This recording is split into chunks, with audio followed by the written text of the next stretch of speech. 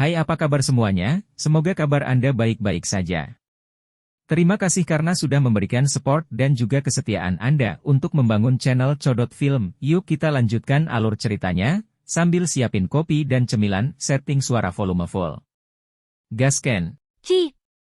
Sesosok melintas di danau kuning-kuning dengan kecepatan seperti kilat. Api berkobar di sekitar sosok itu. Setiap kali api membuat kontak dengan air di sekitarnya, itu akan memancarkan serangkaian suara mendesis. Itu memang layak menjadi 9 musim semi serene. Kekuatan gelap dan dingin yang dikandungnya menakutkan. Tubuh Xiao Yan dengan cepat bergegas menuju bagian bawah mata air. Ekspresi serius muncul di wajahnya pada saat yang bersamaan. Kekuatan gelap dan dingin yang terkandung dalam 9 Serene Spring tampak seolah-olah itu bisa membekukan Douki. Xiao Yan masih merasa anggota tubuhnya mati rasa bahkan dengan Heavenly Flame-nya yang melindunginya. Douki berputar-berputar di sekitar tubuhnya mulai menunjukkan tanda-tanda menjadi lamban. Sepertinya aku perlu meningkatkan kecepatan aku. Ini bukan tempat aku bisa tinggal lama. Menggunakan flame surgawi untuk melawan kekuatan gelap dan dingin kelelahan Xiao Yan Douki. Meskipun Xiao Yan telah maju ke kelas Dou Sheng dan mampu mengendalikan energi alam, kekuatan gelap dan dingin yang mengisi musim semi ini tak terbayangkan. Selain itu, Xiao Yan tidak dapat mengendalikan atau menyerap energi ini. Tubuh Xiao Yan bergerak lebih cepat setelah pikiran ini terlintas di hatinya. Kecepatannya melambung sekali lagi karena jejak air yang dalam diciptakan di belakang saat ia berenang. Air hanya mulai melonjak dan mengisi kembali setelah dia melewati, menutupi jejak yang dia buat dalam prosesnya. The Heavenly Flame liar melompat sebagai Xiao Yan memberanikan diri lebih dalam ke-9 Serene Spring. Sementara dia melangkah lebih dalam, kekuatan gelap dan dingin itu tumbuh beberapa kali. Pada akhirnya, Xiao Yan harus menggunakan seluruh kekuatannya untuk mengedarkan douki-nya dan menyebarkan ki dingin yang telah menginvasi tubuhnya. Aku bertanya-tanya seberapa dalam 9 musim semi serene ini. Jika ini terus berlanjut, aku hanya bisa berbalik dan kembali. Xiao Yan melihat ke dasar danau, yang benar-benar gelap. Dia sedikit merajut alisnya. Dia perlu memastikan dia memiliki cukup douki untuk perjalanan kembali. Kekuatan gelap dan dingin dalam mini Serene Spring ini sepertinya memiliki efek erosi douki khusus. Jika dia tidak diisolasi oleh Heavenly Flame, itu akan sulit bagi Xiao Yan untuk mencapai tempat ini. Mendesis-mendesis. Suara samar namun tidak biasa ditransmisikan ke telinga Xiao Yan saat dia merasa terganggu oleh 9 musim semi serene ini. Dia tiba-tiba merasakan air di belakangnya dengan cepat memadatkan. Bang! Xiao Yan tiba-tiba melemparkan pukulan di belakangnya ketika aliran air meningkat. Kekuatan menakutkan pada tinjunya menggunakan metode khusus untuk menembus aliran air dan dengan kejam menabrak sosok hitam, meledakkan sosok itu terpisah dalam prosesnya. Tidak terduga ada makhluk hidup di 9 musim semi serene ini. Kejutan melintas di mata Xiao Yan saat dia melirik makhluk hidup. Itu telah diledakkan ke dalam sekelompok darah. Kekuatan gelap dan dingin di danau ini adalah sedemikian rupa sehingga bahkan Mini Serene Deep Ground Python tidak bisa bertahan lama, apalagi hidup di dalamnya untuk waktu yang lama. Mendesis-mendesis. Sebelum Xiao Yan bisa menyelam lagi setelah meledakkan sosok hitam itu, dia tiba-tiba merasakan lebih banyak air mulai berfluktuasi. Kabut hitam dengan cepat memenuhi tepi penglihatannya. Ekspresi Xiao Yan berubah drastis setelah melihat kabut hitam ini. Itu bukan kabut hitam sejati. Sebaliknya, kabut hitam ini terdiri dari ular hitam aneh yang tak terhitung jumlahnya dengan sisik yang tidak biasa. Suara mendesis itu dipancarkan dari ular aneh ini. Cici. Ular-ular aneh ini melebarkan mulut ganas mereka sementara mereka masih sangat jauh dari Xiao Yan. Banyak panah air hitam melesat keluar dari mulut mereka. Air danau terpecah ketika anak panah air ini menyentuhnya, menyebabkan kecepatan panah air meningkat. Suara menderu dari anak panah yang bergegas ke depan mengguncang air danau di sekitarnya sampai mengeluarkan suara ledakan yang dalam. Apa energi yang gelap dan dingin? Xiao Yan melirik panah air hitam gelap dan mengerutkan kening. Anak panah air ini mirip dengan kekuatan gelap dan dingin dari 9 Serene Spring, tetapi mereka memiliki kekuatan destruktif yang lebih besar. Tempat aneh pada akhirnya akan membentuk beberapa hal aneh. Xiao Yan tiba-tiba teringat dunia magma di bawah Akademi Jianan saat pikiran ini terlintas di dalam hatinya. Dunia bawah tanah itu dihuni oleh makhluk misterius yang tidak diketahui oleh siapapun di dunia luar. Selain itu, ada makhluk yang sangat menakutkan. Aku tidak harus mendapatkan entang dipimpin dengan hal-hal aneh ini. Kalau tidak, aku akan menghabiskan terlalu banyak douqi. Tubuh Xiao Yan pindah. Kecepatannya tiba-tiba naik saat dia berubah menjadi kilat yang merobek danau. Dengan cepat bergegas ke dasar 9 Serene Spring, tetapi ular-ular hitam aneh itu dengan cepat berubah saat Xiao Yan membuat melarikan diri. Mereka mengejar dari segala arah. Ci! Xiao Yan dengan cepat melepaskan kekuatannya sampai batas.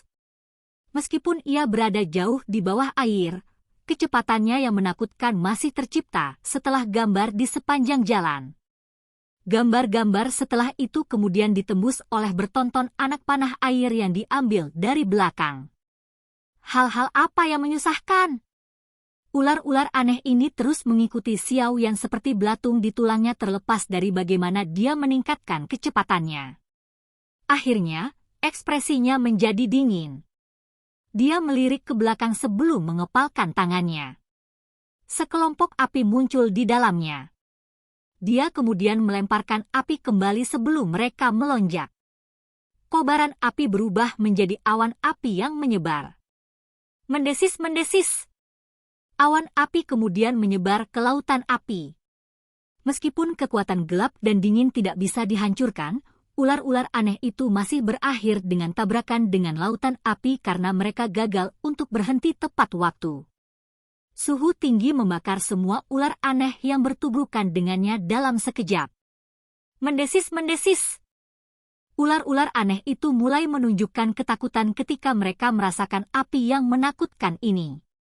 Setelah sekelompok besar dari mereka meninggal, mereka akhirnya berhenti dan tidak berani maju.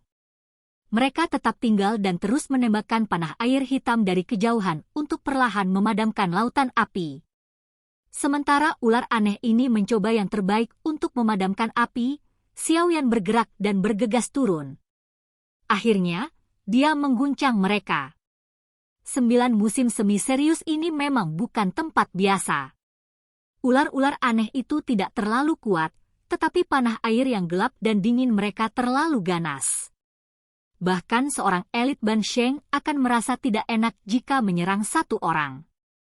Xiao Yan menghela napas lega setelah melarikan diri dari hal-hal yang merepotkan itu. Matanya menyapu area di bawah, hanya untuk menemukan bahwa itu cahaya telah muncul. Dia menguatkan perhatiannya dan meningkatkan kecepatannya. Sesaat kemudian, dia akhirnya muncul di titik bercahaya. Apakah ini bagian bawah 9 musim semi Serene? Permukaan berpasir yang sangat besar muncul di depan Xiao Yan. Potongan-potongan batu seukuran tombak yang tak terhitung jumlahnya tergeletak di tanah. Kilau berkelap-kelip dari pecahan batu ini. Cahaya yang dilepaskan adalah alasan mengapa dasar danau tampak relatif cerah. 9 musim semi serius harus meluas jauh di bawah tanah. Jika aku menjelajah jauh ke dalamnya, bahkan aku akan berubah menjadi es. Xiao Yan memindai area tersebut saat dia melambat. Dia mulai mencari apa yang disebut Spring Blood Crystal, tapi dia terkejut mengetahui bahwa itu dia tidak dapat menemukan kristal darah musim semi dimanapun dia memandang. Tidak ada kristal darah musim semi di sini. Mungkinkah mereka semua telah diambil oleh Nini Serene Deep Ground Pithon? Ekspresi Xiao Yan menjadi sedikit jelek setelah pencarian panjangnya menjadi sia-sia. Dia telah menghabiskan banyak usaha untuk tiba di tempat ini. Apakah dia harus kembali dengan tangan kosong? Ah, selamatkan aku. Sebuah erangan yang sangat samar tiba-tiba menembus air dan memasuki telinga Xiao Yan sama seperti dia mengerutkan kening. Siapa? Ekspresi Xiao Yan tiba-tiba berubah setelah mendengar suara samar ini. Dou Qi meletus dari tubuhnya dengan bang. Matanya dengan hati-hati menjelajahi sekelilingnya. Ada orang lain di sini? Mengapa dia tidak merasakan apa-apa? Namun, suara itu benar-benar menghilang ketika Xiao Yan memfokuskan pikirannya dan menunggunya. Sepertinya semua yang dia dengar sebelumnya hanyalah ilusi. Mungkinkah aku salah dengar? Xiao Yan sedikit mengerutkan kening. Namun, hatinya mengerti bahwa itu tidak mungkin untuk salah mendengar hal-hal di levelnya. Dia menundukkan kepalanya perlahan dan mendarat di atas pasir. Setelah sempat ragu, dia tiba-tiba mengepalkan tangannya di depannya. Bentrokan! Jejak yang terbentuk di tanah berpasir setelah Xiao Yan mengulurkan tangan. Rantai logam 1000 kaki besar tiba-tiba terkena mata Xiao Yan sementara bebatuan pasir berguling. Xiao Yan menyipitkan matanya setelah melihat rantai logam yang sangat besar ini muncul. Dia meraih dengan tangannya dan rantai logam perlahan ditarik keluar. Setelah itu, tanah juga mulai bergetar sebelum 3 rantai logam lain naik dari tanah. Rantai-rantai logam ini terhubung ke outcropping seperti gunung. Itu tidak mungkin untuk pindahi itu dengan tarikan. Mata Xiao Yan tidak peduli tentang di mana rantai logam terhubung. Matanya menatap tengah dari 4 rantai. Ada sekelompok besar lumpur hitam di sana. Xiao Yan melambaikan tangannya saat dia mempelajari kumpulan lumpur. Lumpur itu tercecer dalam prosesnya. Benda di dalamnya terbuka setelah lumpur tersebar. Itu adalah seseorang. Seseorang yang tubuhnya kering dan layu seperti tengkorak. Apa aura kuat yang dimiliki orang ini? Kemungkinan adalah elit Du Sheng yang kekuatannya telah mencapai bintang ketiga. Mengapa dia terkunci di tempat ini? Xiao Yan bergumam. Syok melintas di matanya saat dia melihat sosok manusia seperti kerangka. Selamatkan aku, selamatkan aku, selamatkan aku dan aku akan mendapatkan seluruh suku Pithon 9 Serene untuk menjadi bawahanmu. Sosok manusia yang keriput tiba-tiba membuka kedua matanya saat Xiao Yan memandanginya. Mata itu sedikit gila saat mereka menatap Xiao Yan. Raungan serak berkibar di dasar mata air ini. Itu tampak seperti teriakan hantu, mendinginkan hati seseorang dalam prosesnya. Oke guys, jangan lupa like, comment, share, and subscribe di channel Codot Film. See you next video, peace out and bye-bye.